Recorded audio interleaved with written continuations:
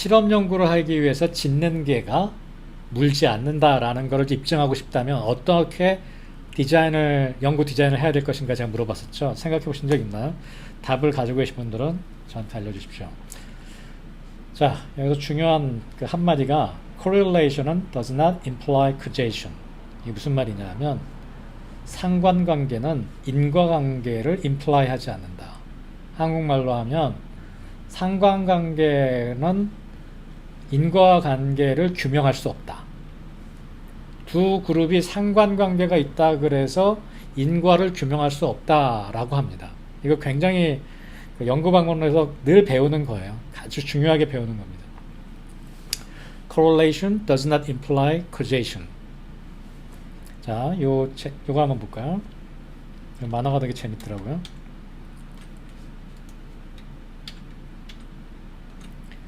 Another huge study, huge, 엄청나게 많은, found no evidence that cell phone cause cancer.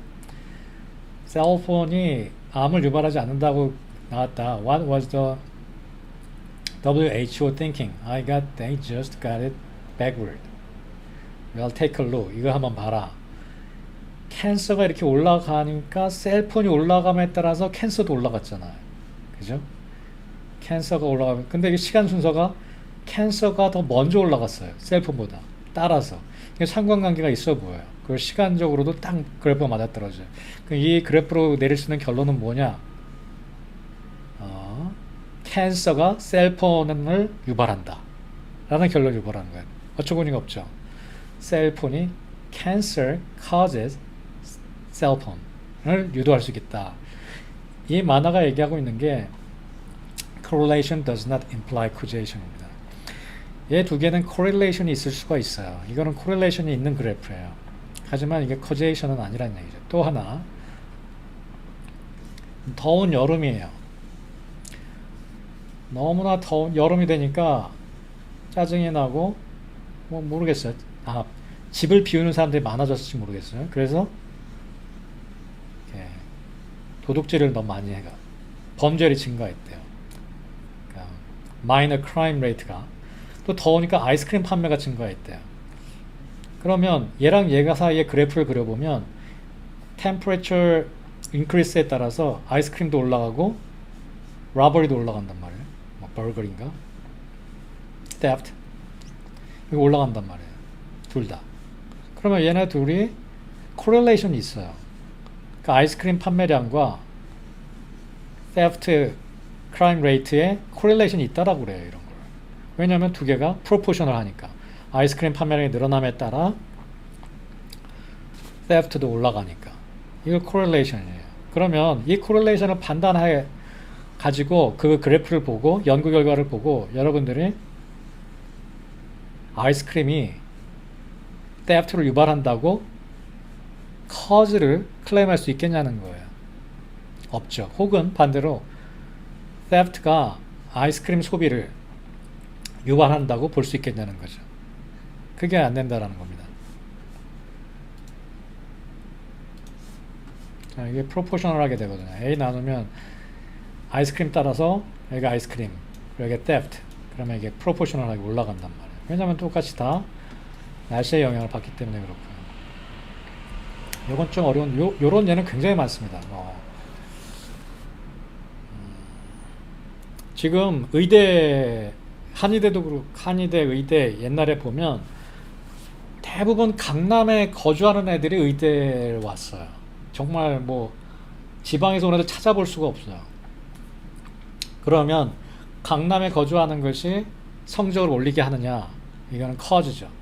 강남에 거주하는 것이 성적을 올리는 cause한다. 이거를 규명할 수가 있나요? 그건 없어요. 왜냐하면 다른 요소가 너무 많아요.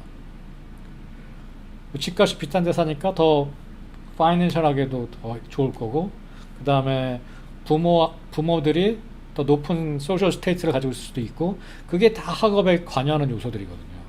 그러니까 코릴레이션이 있더라도 학업에 진짜 올렸는지 cause를 했는지는 규명할 수가 없는 거예요. 또 뭐 이런 것도 산정할 수 있어요. 대학 때 보니까 자가용을 몰고 다니는 애들이 성적이 더 좋더라, 학점이 더 좋더라. 그럼 그 연구를 해봤더니 자가용 보유한 학생들이 통계적으로 유의하게 성적이 더 좋았단 말이에요. 그러면 자가용을 사주면 있으면 성적이 더 오른다라고 커젤러티를 클레임할 수 있냐는 거죠. 없죠. 왜냐하면 자가용을 가진 애들이 더 잘 억세스하기가 더 좋고 또 아웃고잉 할 수도 있고 또 파이낸셜하게도 더 아르바이트가 덜 해야 할 수도 있을 것 같고 여러 가지 요소들이 어펙트 할 수가 있단 말이에요. 그러면 그거는 자가용 보유, 그러니까 자기의 오운 카를 대학생이 가지고 있느냐 아니냐가 성적과 코릴레이션은 있지만 상관관계는 있지만 인과관계는 없다라는 거죠. 그러면 자가용이 성적에 어떤 영향을 미치는지 여러분들이 상관관계를 규명하는 연구는 상대적으로 쉬워요. 어떻게 하면 되냐면 아까 여기 있던 거에서 크로스 섹셔널이나 케이스 컨트롤이나 코어트 스터디를 해보면 돼요. 뭐 가장 이게 제일 적당하겠네. 크로스 섹셔널. 지금 차 있어? 너 성적 몇이야? 이게 크로스 섹셔널이에요. 너 차 있어? 성적 몇이야? 해가지고 물어보면 돼요. 그러면 거기서 차 있는 애가 성적이 좋았다. 그러면 자가용이 있으면 저기 성적이 오른다. 차를 사주면 성적이 오르겠나? 이런 건 어불성설이죠. 그러면 코어트 스터디를 계획해보면 어때요? 최근에 들어서 차를 구입한 사람. 뭐 아니면 그 코어트 스터디를 계획하면 어떻게 되나? 케이스 컨트롤은 좀 쉽겠다. 성적이 나쁜 애들과 좋은 애들을 뭐 C 이상 C 이하를 구분해 놓고 그 사람들한테 과거에 차를 가졌었는지 혹은 현재 갖고 있는지를 조사하는 게 케이스 컨트롤이죠. exposure가 자동차의 구입이고 아웃컴이 성적이니까요. 이런 식으로 관찰 연구를 통해서 디자인할 수가 있단 말이에요. 관찰 연구를 통해서. 그런데 커즈를 규명하려면 어떻게 실험 디자인을 해야 돼요? 어떻게 해야 될 것 같아요? 어렵지 않아요. 그냥 성적이 비슷한 애들을 모아요. 10명을. 성적이 비슷한 애들을.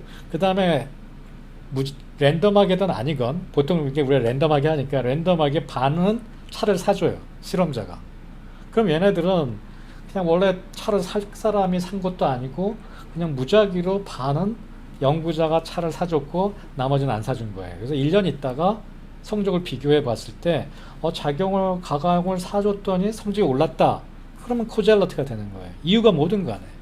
그럼 자가용을 사줬더니 얘가 학원도 더 편하게 갔다 왔다 할 수 있고 출퇴근하면서 더 괴로움도 더 적고 체력도 보충할 수 있고 더 공부할 수 있었겠구나 라는 뭐 가설을 세울 수가 있겠죠. 근데 일단 그런 스터디 디자인을 하면 그게 커즈를 규명하는 연구예요. 이 지금 얘기를 잘 들어보세요. 그러면 둘 중에 지금 실험 연구와 관찰 연구가 둘 다 대조군이 있는 걸 따져봅시다. 이쪽 그래프가 더 그림이 좋겠다. 대조군이 있는 연구인데 하나는 observational이고 하나는 experiment예요. 어떤 연구가 커즈를 규명할 수 있을까요? causality 를. 예, 그렇습니다. experiment만이 causality 를 규명할 수가 있습니다. 그러니까 상관관계랑 인과관계가 다르다라고 표현을 합니다. 이거를. 그러니까 우리가 observational study 갖고 얘기할 수 있는 것은 실제로는 엄밀하게는 상관관계만입니다. 마치 아이스크림과 theft, crime rate처럼. observational study 아무리 막 수천만 명을 가지고 대조군이 있는 연구를 했더라도 observational study 갖고는 이게 correlation이 있다라고 얘기하는 거고요. causation, 인과관계를 규명하기 위해서는 두 그룹을 나눠서 한 그룹에 내가 시키고 다른 그룹엔 안 시키고를 내가 정해야 돼요. 그렇게 하면서 나타나는 일이 뭘까요? observation은 다른 요소가 그대로 존재해요. 바이어스들, 여러 가지 바이어스들이. 예를 들어서 원래 자가용을 타는 애들은 엄마 아빠가 부자고 또 뭐 더 공부도 에듀케이션도 높고 또 집도 뭐 어떻고 뭐 이런 여러 가지 변수가 이미 존재하잖아요. 근데 실험을 할 때는 내가 그냥 똑같은 비슷한 사람들을 모으잖아요. 랜덤 샘플링해서. 그 다음에 그걸 내가 나눴잖아요. 내 마음대로. 무작위로 하면 그래서 제일 좋은 거고요. 나눌 때, 야, 차 살 재력이 있으면 사. 이러면 거기서 바이아스가 생기는 거예요. 그래서 무작위로 배정하는 걸 시키는 거죠. 그러니까 이거는 다른 요소가 너무 많기 때문에 observation study는 아이스크림과 테프트처럼 혹은 캔서와 셀폰처럼 상관관계는 있을지라도 인과관계를 셀폰이 캔서를 유발한다든지 아니면 캔서가 셀폰을 유발한다든지 하는 인과 유발한다라고 할 수 없는 겁니다. 그러면 우리가 여기서 중요한 문제가 있는데 침을 놨더니 병이 나았다라는 것은 인과예요, 상관이에요? 그게 인과란 말이에요. 내가 침을 놓은 행위가 아웃컴, 호전에 커즈했다라는 걸 증명하고 싶은 거예요. 그런데 첫 번째, 대조군이 없는 연구를 진행하면 전후를 비교하면 전후를 아까 요통 환자 안마 의자 했더니 나았다지만 우리 통계를 알잖아요. 80%의 요통 환자들이 대부분 한 달이면 다 저절로 나아요. 그럼 그거랑 어떻게 이게 침 때문에 나은 건지 아닌지 알 수가 없단 말이에요. 혈압이 높은 상태에서 와도 1시간 가만히 쉬고 있으면 침 안 맞아도 혈압이 떨어진단 말이에요. 안정하면. 그러면 그게 인과를 규명할 수가 없죠. 그럼 두 번째, 그게 첫 번째, 대조군이 없을 경우에 인과를 당연히 구분할 수 없고요. 이쪽 디스크립트가 되는 겁니다.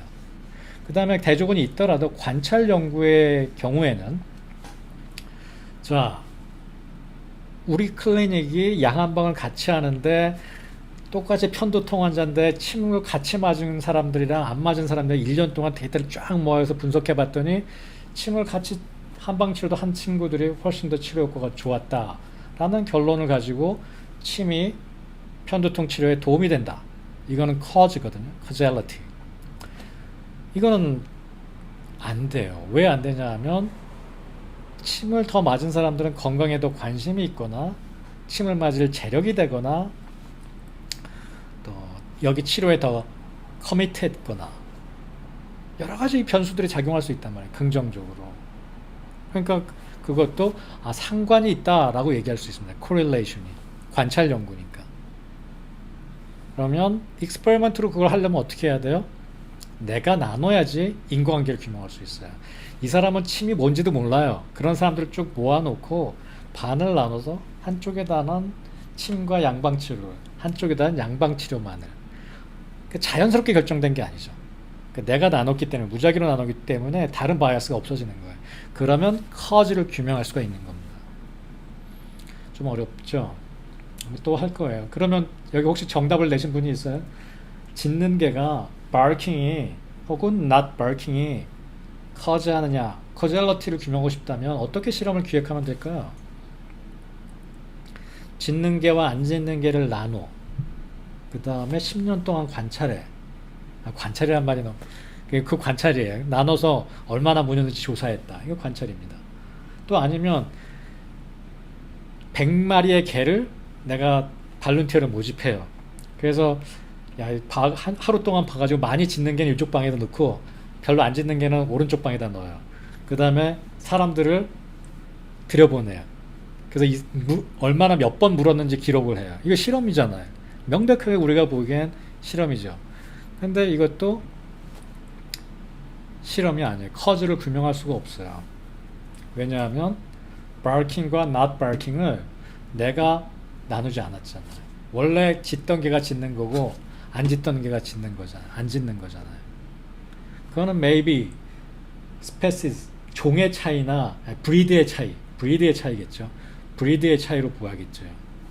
그러면 barking이나 혹은 not barking이 무는 행위에 대한 cause를 하는지 안 하는지를 보려면 어떻게 실험을 기획해야 될까요? 또 생각해봐요.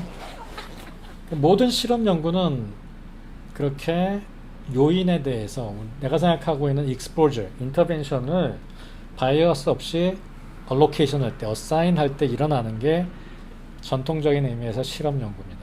전후 비교나 대조군이 있더라도 내가 그 배정에 시술자가 신의 역할로서 관여하지 않은 것은 실험 연구가 아닌 거죠. 우리가 보통 실험이라고 하는 말과 이 임상 연구에서 experiment study는 좀 다른 의미가 있습니다. 이 correlation과 causation에 대한 느낌이 좀 오시나요? 생각할 시간 좀 들 테니까 좀 생각 좀 해보세요. 요거는 또 재밌는 만화인데, 여기 보면 100% of people who breathe die. 숨을 쉬는 사람의 100%, 그러니까 모든 숨 쉬는 사람은 죽는다. 그러니까 숨을 쉰다라는 사실과 죽는다라는 사실은 correlation이 있습니다. 관계가 있습니다. 숨을 쉬는 사람, 뭐 숨을 안 쉬는 돌이나 이런 게 죽지 않잖아요. 숨을 쉬는 것은 죽는다. 이게 correlation입니다. 그런데 브리딩을 하지 않는 100%의 사람은 죽는다. 이건 causation입니다. 왜냐하면 브리딩을 하지 않게 한 것 자체가 죽음을 유발했기 때문에. 이거는 제가 다시 설명 안 할 거니까 그 correlation과 causation은 지금 딱 마무리 지었으면 좋겠습니다. 그래서 실험 연구는 causation을 클레임할 수 있고요. 관찰 연구는 causation을 클레임할 수 없습니다. 그러면 제가 문제 하나 드릴게요. 담배를 피는 사람, 안 피는 사람을 둘로 나눴어요. 그리고 30년 동안 조사를 합니다. 30년 후에 폐암 발생을 봤더니 담배 피는 사람이 안 피는 사람보다 훨씬 폐암 발생률이 높았어요. 통계적으로 유의한 차이가 있습니다. 이 경우 담배가 폐암을 유발한다고 할 수 있을까요? 커즈한다고? 없죠. 이거는 실험 연구가 아니거든요. 그래서 이런 것들을 뭐라고 표현하냐면, 우리가 의학적인 결정을 할 때 항상 충분한 근거를 가지고 결정할 상황이 아니다라고 얘기합니다. 윌리엄 오슬러가 한 말인데, We are not luxury enough. 의료윤리 시간에 우리 했던 건데, 의료 정책을 결정할 때 이런 그 증거 기반적인 확실한 substantial한 증거가 필요하지만, 지금 코로나 사태도 마찬가지고 대부분의 경우에 그런 증거를 가질 여건이 안 됩니다. 그만큼 럭셔리하지가 않은 거죠. 폐암 연구도 실험을 기획하는 게 불가능합니다. 실험을 기획하려면 어떻게 해야 되겠어요? 서울 시민 100명을 샘플링해서 그 중에 반은 앞으로 담배 펴, 반은 피지 마 해서 실험을 하면 그게 cause를 확실하게 규명하는 방법이죠. 근데 EBM은 그거를 이제 인터벤션을 규명하는데도 강요하는 거죠. 강요란 말이 좀 네거티브 커노테이션이 있죠.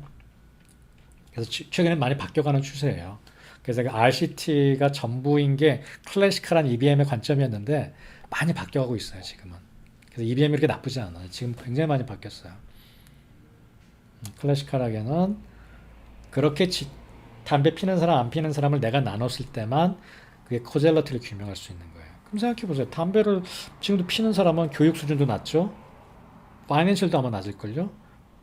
뭐 여러 가지 요소가 폐암을 걸리는데 관여할 만한 요소들을 많이 갖고 있거든요. 그게 엄밀하게 커즈했다고 볼 수가 없어요. 하지만 그 증거가 지금 구할 수 있는 최선의 증거이기 때문에 코호트 스터디를 바탕으로 담배가 폐암을 커즈한다라고 결론을 내리는 겁니다. 여러 가지 동물 실험에서는 그 익스페리먼트를 할 수가 있죠. 자, 45분. 45분에 뵐게요.